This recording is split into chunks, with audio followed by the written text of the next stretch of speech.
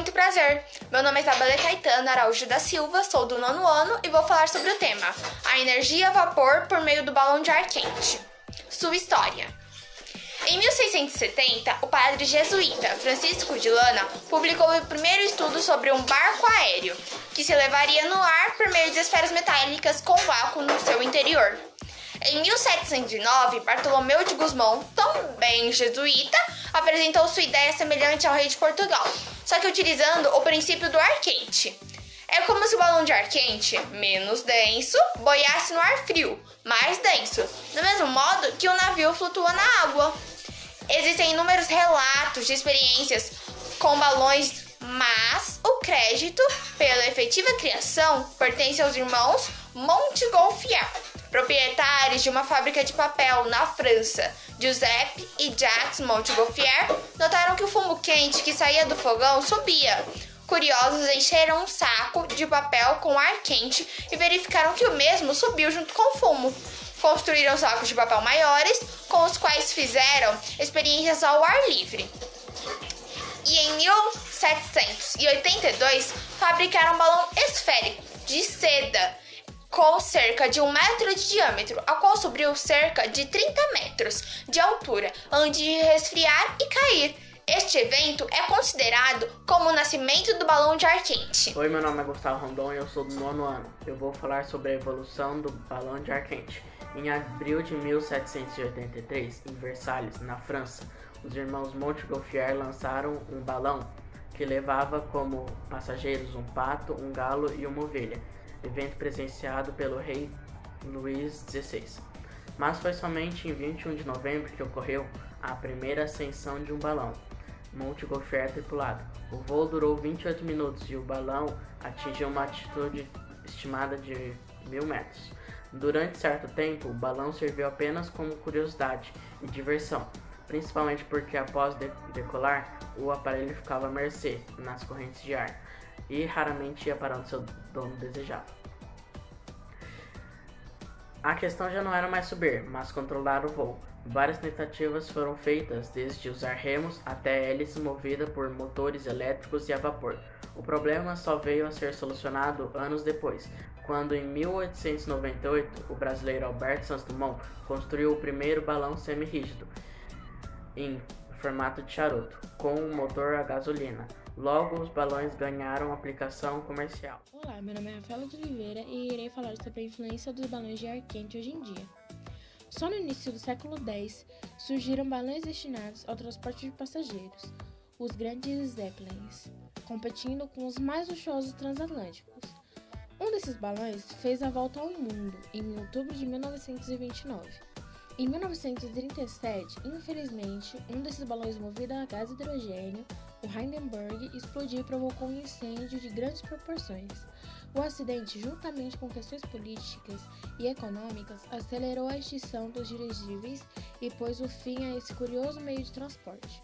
Hoje em dia, os cientistas instalam instrumentos em balões para estudar o clima e as camadas mais altas da atmosfera. O balonismo também é praticado como esporte de aventura. No estado americano do Novo México e outras localidades, anualmente há festivais onde se apresentam centenas de balões de ar quente. No Brasil, passeios de balão se tornam populares no início do século XXI. Como funciona um balão de ar quente? No local da decolagem, o balão é inflado com ar ambiente por uma grande ventania movida a gasolina. A decolagem ocorre quando esse ar supera em cerca de 60 graus Celsius a temperatura externa. É como se o balão de ar quente menos denso boiasse no ar frio mais denso, do mesmo modo que o navio flutua na água. Nós fizemos da mesma forma. Começamos usando papel seda, arame e uma pequena vela, que representaram o maçarico e a bolsa de tecido. Pelo perigo, decidimos não deixar o balão encher completamente. Mas, assim como falamos no decorrer deste vídeo, com esse exemplo, fica claro que o balão foi com toda certeza uma grande invenção do ser humano. Olá, meu nome é Dara e hoje eu vim falar sobre energia elétrica e trouxe aqui para vocês hoje uma betoneira, a bateria. A bateria são geradores elétricos que compõem a classe de geradores químicos, porque são capazes de transformar energia química em energia elétrica.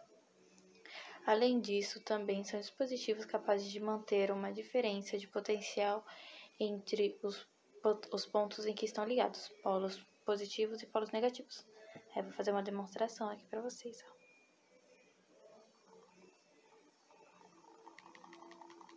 Ligando os polos positivos com os polos negativos, ele faz a betoneira girar.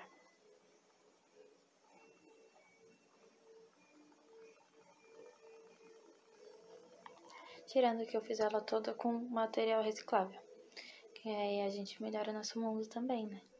O conhecimento que tornou possível utilizar a energia nuclear na geração de eletricidade, na medicina e nas ciências dos materiais derivou de pesquisas experimentais e teóricas sobre a estrutura do átomo, concentradas principalmente no fim do século XIX e na primeira metade do século XX.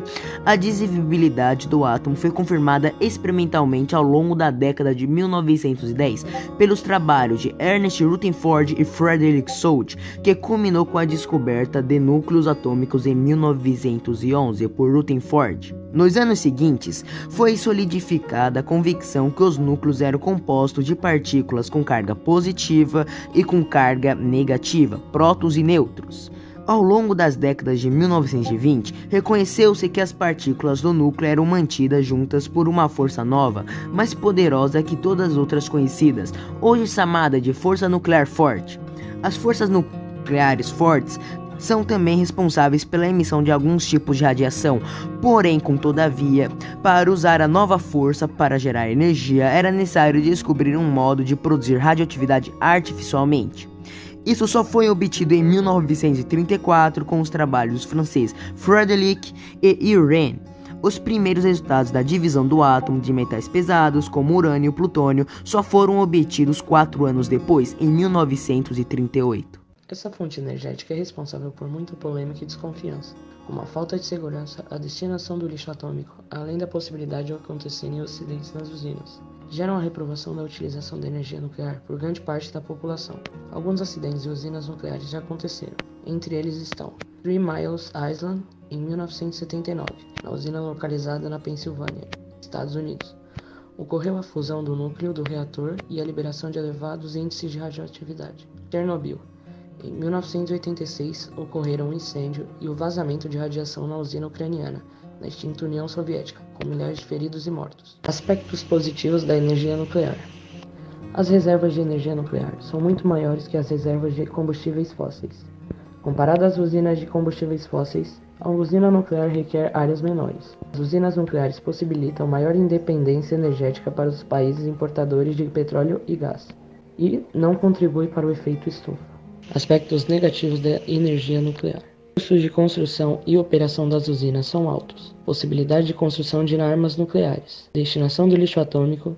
Acidentes que resultam em liberação de material radioativo. O plutônio 239 leva 24 mil anos para ter sua radioatividade reduzida à metade, e cerca de 50 mil anos para tornar-se inócuo.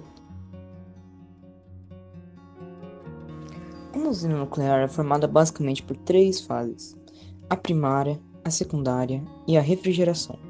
Inicialmente, o urânio é colocado no vaso de pressão. Com a fissão, a produção de energia térmica. No sistema primário, a água é utilizada para resfriar o núcleo do reator nuclear. No sistema secundário, a água é aquecida pelo sistema primário, transformando-se em vapor de água em um sistema chamado gerador de vapor. O vapor produzido no sistema secundário é aproveitado para movimentar as turbinas de um gerador elétrico.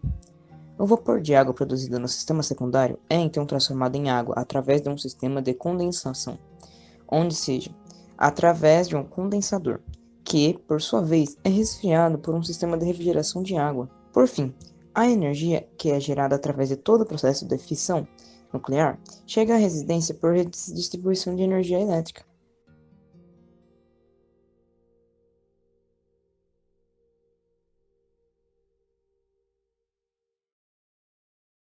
Agora eu vou falar um pouco sobre a história da energia eólica.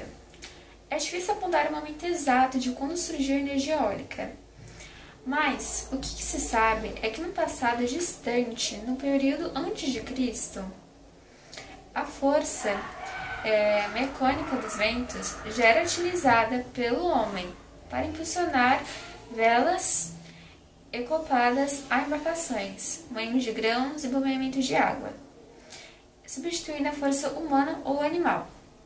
Acredita-se que o primeiro moinho de vento utilizado com o intuito de produzir energia elétrica foi construído em 1887, na Escócia.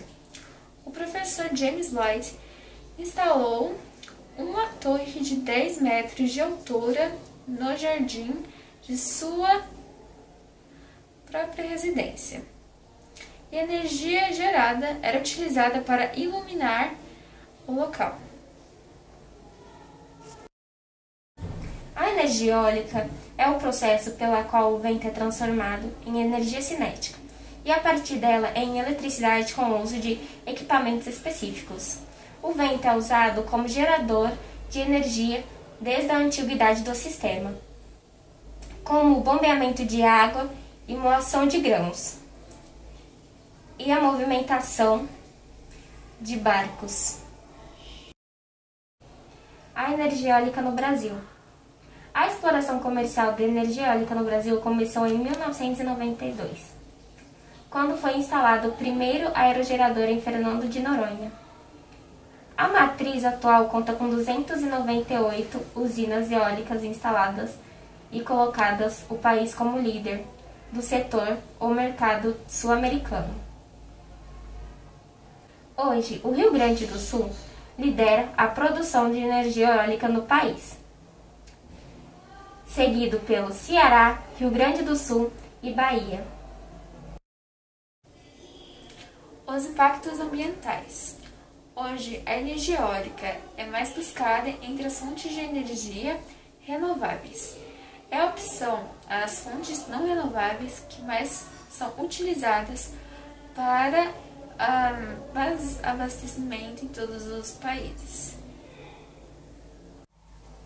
A fonte mais utilizada no Brasil, as hidrelétricas, alagam imensas áreas e alteram o curso dos rios. Já as usinas nucleares representam o risco de contaminação permanente por radiação. São aerogeradores. A energia eólica é gerada em movimentação de grandes turbinas conhecidas por aerogeradores em formato de catavento ou de moinhos. As turbinas são instaladas em regiões onde os ventos chamados predominantes. Seu funcionamento é basicamente feito pela transformação de energia sintética, energia mecânica e energia elétrica.